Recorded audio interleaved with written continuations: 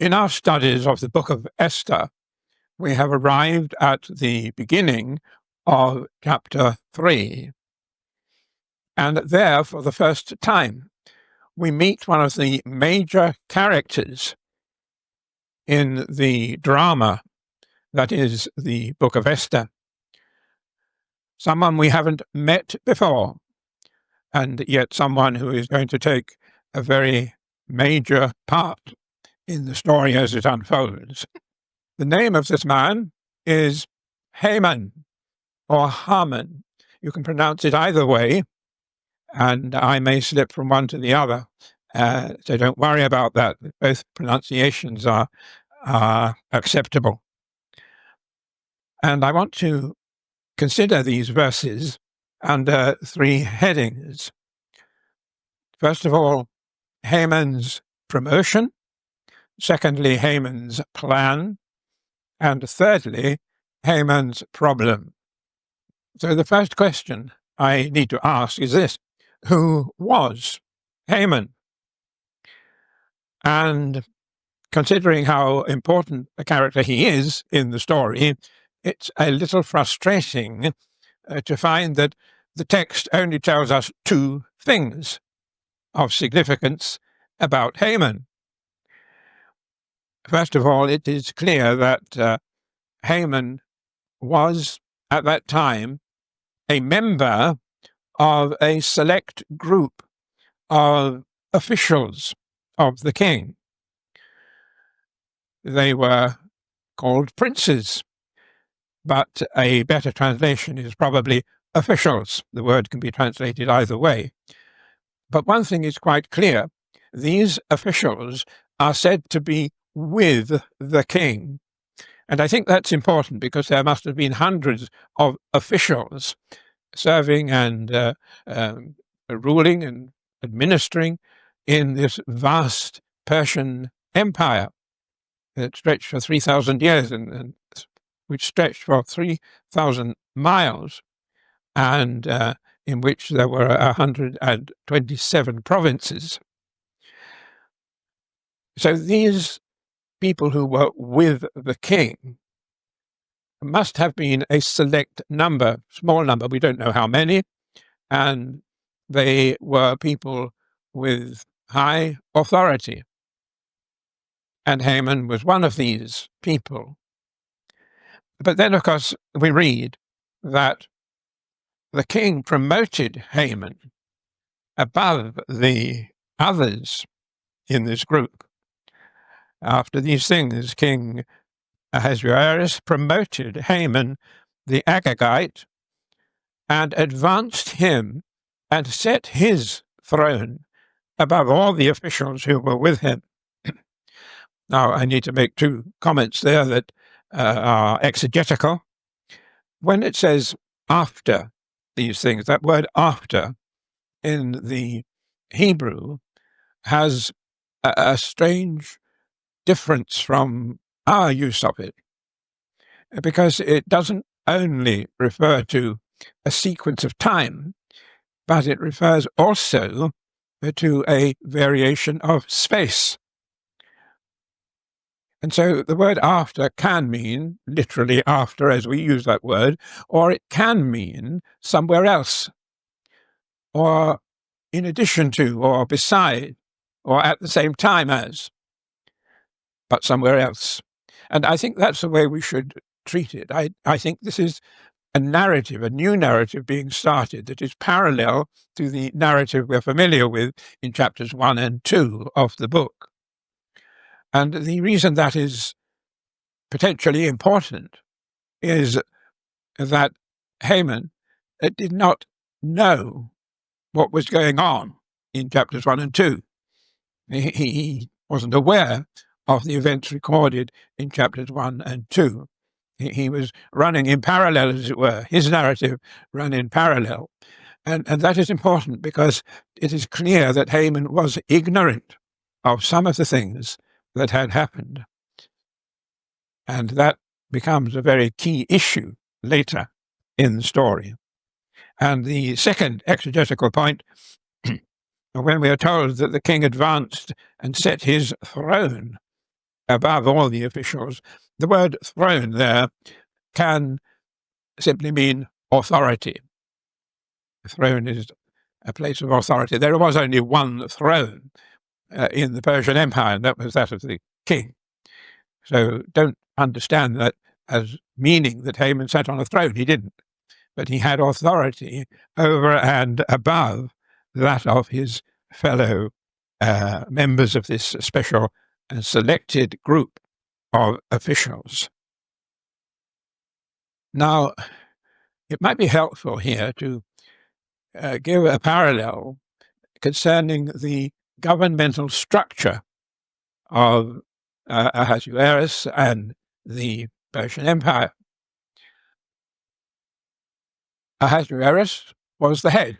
He was the king. He was the final and ultimate one in control.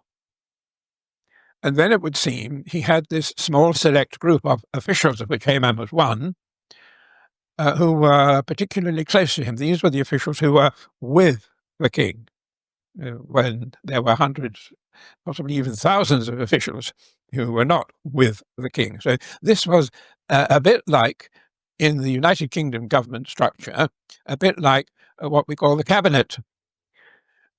We have a king who is the head of state. The head of state appoints a prime minister, who then appoints a cabinet, ministers of lower rank who look after various different areas of the administration of the country. And we have a minister of health, for example, minister for the armed forces. We have a treasurer, chancellor we call her, and so many other individuals who were entrusted with the care and administration of different aspects of national life. That is our governmental structure. Now, the interesting thing is that originally King Ahasuerus didn't have a prime minister. He was king, and then he had a cabinet, this small and select group of officials. But he recognized, he didn't know anything about the UK structure, of course, but he recognized in Haman a person who could be given control of the other ministers, if you like. He saw the opportunity to fill that blank space and to appoint a prime minister. And so, because he was impressed clearly with Haman and the way he conducted himself and his administrative powers, wisdom, he appointed Haman as his prime minister and set him above the others. And the king then also, and this is critical to the story, the king commanded everyone to bow and pay homage to his prime minister. Now that's rather strange, because normally people only pay homage to the king. That is one of his unique powers, if you like, that people pay homage to him.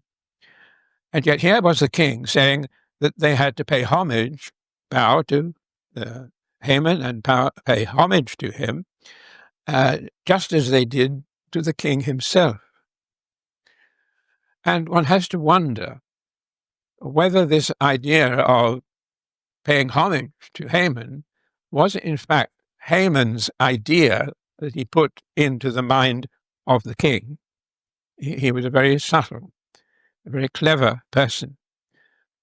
And he may well have argued with the king, well, look, you've just created a prime minister's position.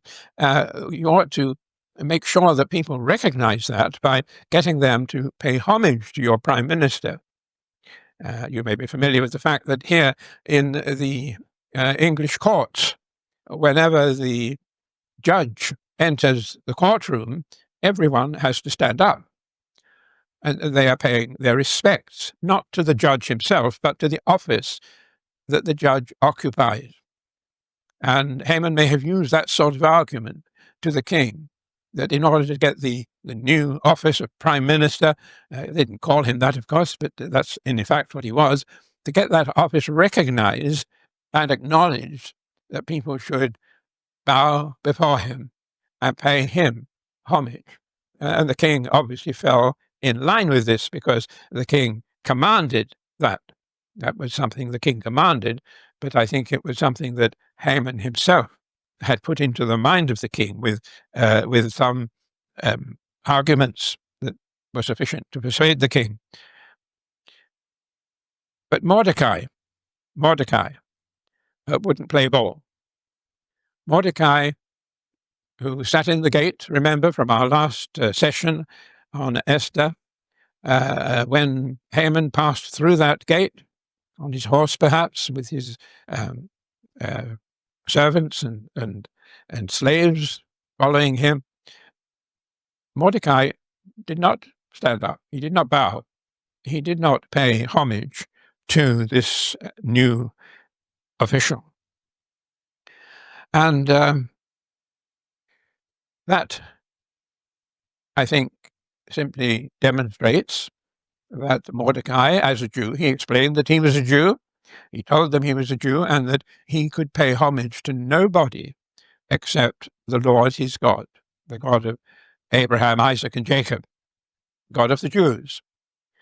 And so it was against his religion.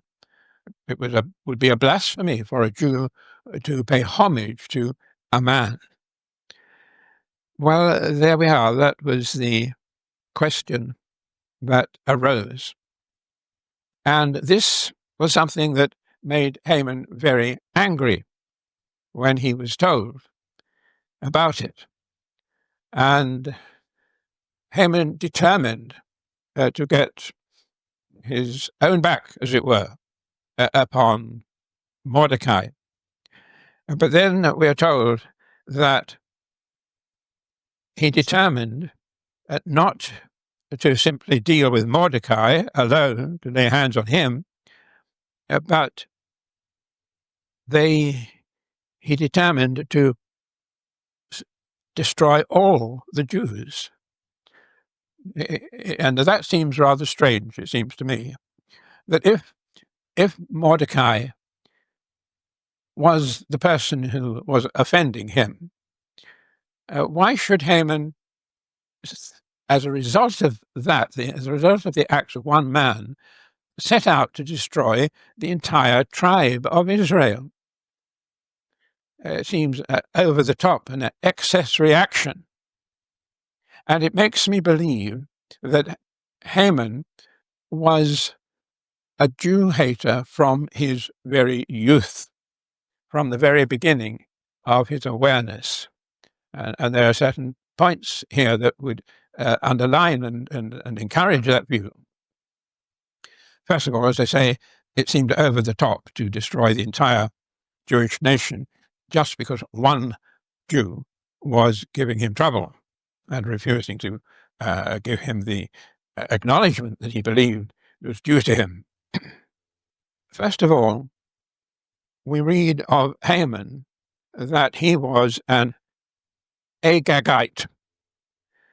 Verse 1, after these things, King Ahasuerus promoted Haman the Agagite, the son of Hammedatha. And who were the Agagites? Well, they were the descendants of King Agag. And this goes back nearly 1,000 years before the events are happening here in the book of Esther. 1,000 years, and you can read about it in 1 Samuel chapter 15. Agag was the king of the Amalekites. And the Amalekites were the tribe who most effectively resisted the invasion of Canaan by the people of Israel. This was a promised land, and under Joshua, the people of Israel came into that land and fought their way through, possessing it as they went. And the Amalekites were the one tribe that had an effective answer and response. But eventually they too were overcome. And in the days when Saul was king of Israel, he preceded David, as king. He was the first king of Israel. In his days, the Amalekites were defeated, and God had told Saul that the Amalekites should be wiped out, either driven completely out of Canaan or else killed in the battles. But everybody, including the sheep and the oxen, they had to be killed. Now, why was that? The reason was that the Amalekites exceeded all the other Canaanite tribes in the horror of their moral lives, including child sacrifice and many other things that God determined to wipe out, to remove from the land of Canaan so that the Jews could enjoy peace in it. And Agag was brought before Saul, King Saul of Israel, and somehow persuaded King Saul not to kill him. And King Saul kept him alive. And the prophet Samuel was so incensed at this that he himself took a sword and killed King Agag. Now, Haman was a descendant of King Agag. He was an Agagite. And you may say, well, surely after 1,000 years that insult to the Amalekites and to Agag would have been erased. People would have forgotten, but people do not forget. The conflicts, think of the conflicts today, how they have survived the centuries. Conflict, for example, that is on our newspaper headlines day after day, the conflict between Israel and the Muslim world. That conflict has been going now for 1,400 years and is as bitter now as it ever was. So I believe that very early in the life of this man Haman, when he was a small child, he would have said, well, what is an Agagite? Why am I an Agagite? Children ask this sort of question when they begin to become aware of the world around them. And he would have been told the story of Agag. He would have been told the story of the way the Amalekites were removed or killed or destroyed in the land of Canaan. And so he would be brought up on those stories, and he would have become a Jew hater, I believe, from his very earliest years. Now, in moving on to my second point, Haman's plan, it does, in fact, turn upon that question. Because if Haman's only long-term desire was to destroy the Jews, his faithful service to King Ahasuerus and his excellence in the support of the king and the favor of the king that was shown towards him, that might well have been engineered by Haman himself. In other words, what I'm suggesting is that Haman was determined to destroy the Jewish nation, the Jewish race, from his earliest years. And in order to attain a position in the Persian Empire that would allow him the power to do that, he needed to win the favor of the king. And he worked at it. He served the king faithfully. He served the king perhaps beyond the call of duty. He was always there when the king needed him. And he worked his way into the favor of the king. But that was not enough. When it comes to formulating the edict to destroy the Jews, and that's we'll consider next time, the actual wording of that edict, when it came to writing that edict, it was necessary for the king himself to sign it off. The king had a signet ring on his hand, and that signet ring, as the very word signet implies was a stamp. It was something with which the king would have to impress any document before that document became law. It was a seal, in other words. Now, Haman would have had a problem. He could write the indictment against the Jews, and he could compose, as he did, the edict for their destruction. But if he then had to hand it to King Ahasuerus to sign off, then knowing the king and knowing the things we have learned about the king, who had a soft spot as well as a fierce temper, he would have feared that the king would have said, "No, I'm not going to sign this off," or "Hold on a moment, give me time. I want to think about it." Destroying a whole section of my people of my empire. That's quite a big thing. I want to think about it. And he might have changed his mind. He might have said, "Yes, well, yeah, I'll do it." And then the next day he might have come back and said, no, I've decided differently. I'm not going to allow this to happen. Or I'm going to postpone it indefinitely. I want to make some investigations about these people, and so on. Without power over the signet ring, Haman's plan could not be fulfilled. He had to rely upon the king to sign off this plan. Then he feared that his idea of removing Israelites, the Jews, from the empire would in fact come to nothing. But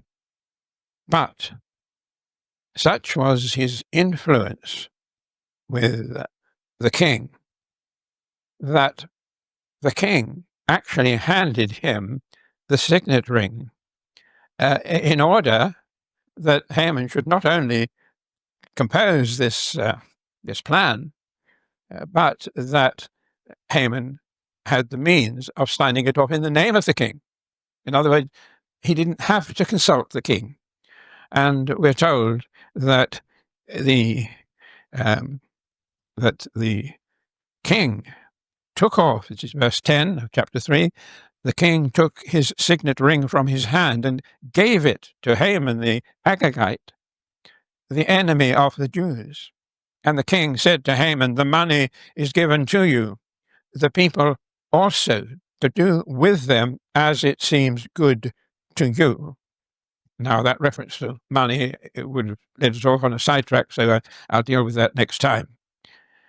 So he gave him the keys of the kingdom. The king handed over his authority, his royal authority, to Haman. Haman was now effectively the king. Haman could do what the king could do.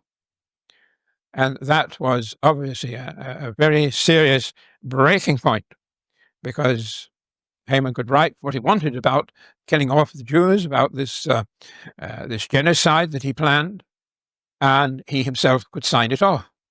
Didn't have to go back to the king for permission or agreement. And that, of course, is what he did. But then we come to my third point, which is the problem that Haman had. He had acquired the powers to achieve this destruction of the Jewish people, and he was ready to go, as it were. But Haman was superstitious. And we read something strange. Before he took his plan to the king, and before he was given the signet ring, for a whole year, we are told that they cast lots before Haman. They cast lots day after day and month after month.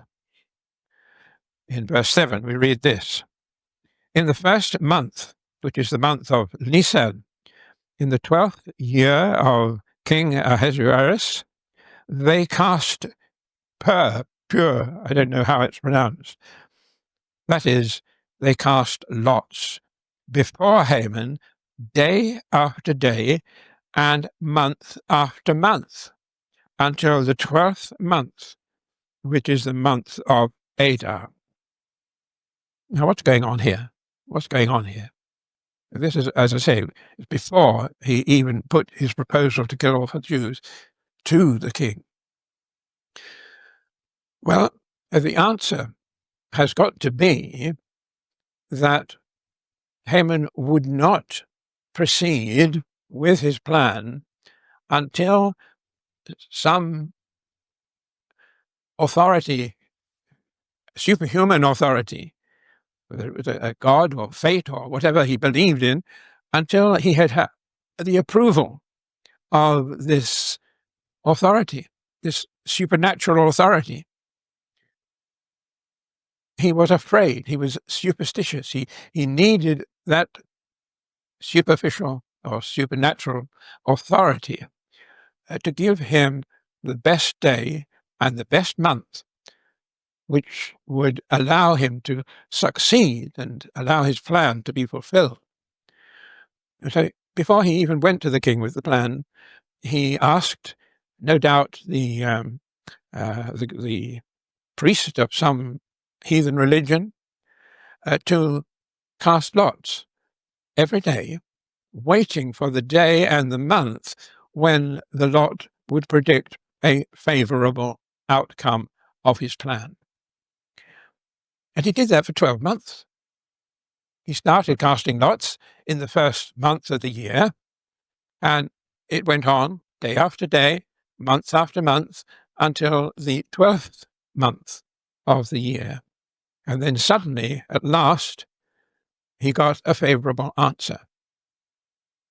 365 days, well, I'm not sure exactly how many days there were in the months in those days, but effectively 365 days. Every day he asked the authority whether that day and date would be an appropriate and auspicious day to carry out the murder of the Jews. And every day the lot said, no, not today, not this month. Now, we don't actually know in what sense they cast lots. The fact that we're told they cast, the Hebrew word, they threw something, reminds us of the way we throw dice today. And believe it or not, dice had been invented in China long before this happened in the days of Esther. So the dice existed, didn't have numbers. They had colors, different colors on different faces. They didn't necessarily have 6 sides, but they had colors. These were the Chinese dice. And we presume that it was some combination of colors.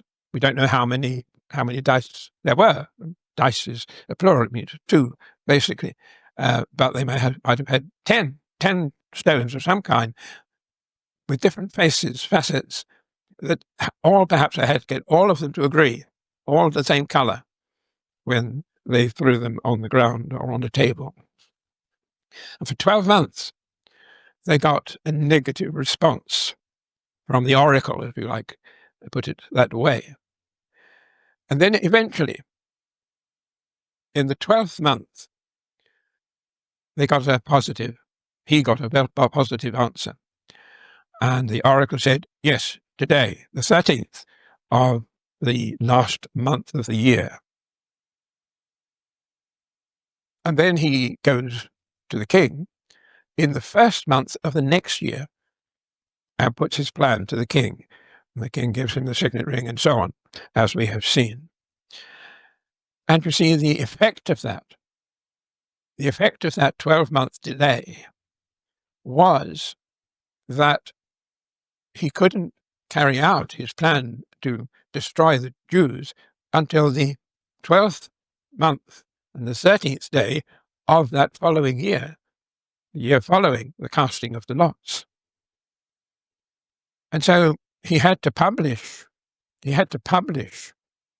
edict for the destruction of the Jews on the 1st month, no, in the 3rd month, he managed to circulate it around all the parts of the empire. All the provinces had to be informed.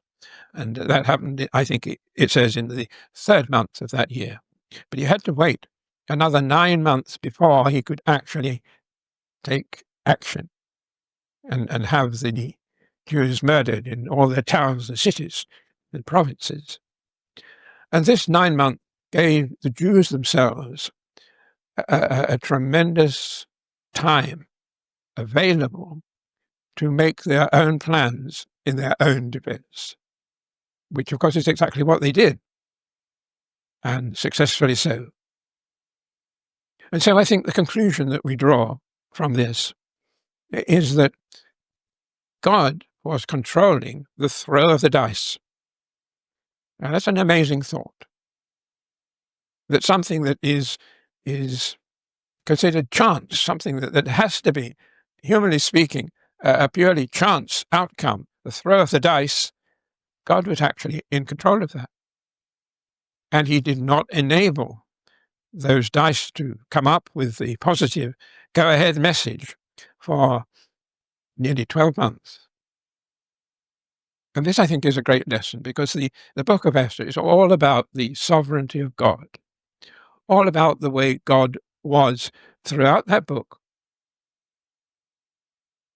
exercising his sovereign powers over apparently chance and random events. And here, in fact, I think is something to cap that theme. God controls the throw of the dice. And if he controlled it then, he can control it and does control it now. The Bible teaches us very clearly that God knows the end from the beginning. God knows exactly what is going to happen tomorrow and next year, 10 years' time. And if he knows, then he must control it, because he wouldn't and couldn't know if he didn't control. So we have this wonderful demonstration, this amazing demonstration of the sovereignty of God, perhaps more striking than anything we read even in the New Testament, which tells us plenty about the sovereign power of God. This amazing demonstration of the power of God to overrule, to control events that would normally be considered pure chance.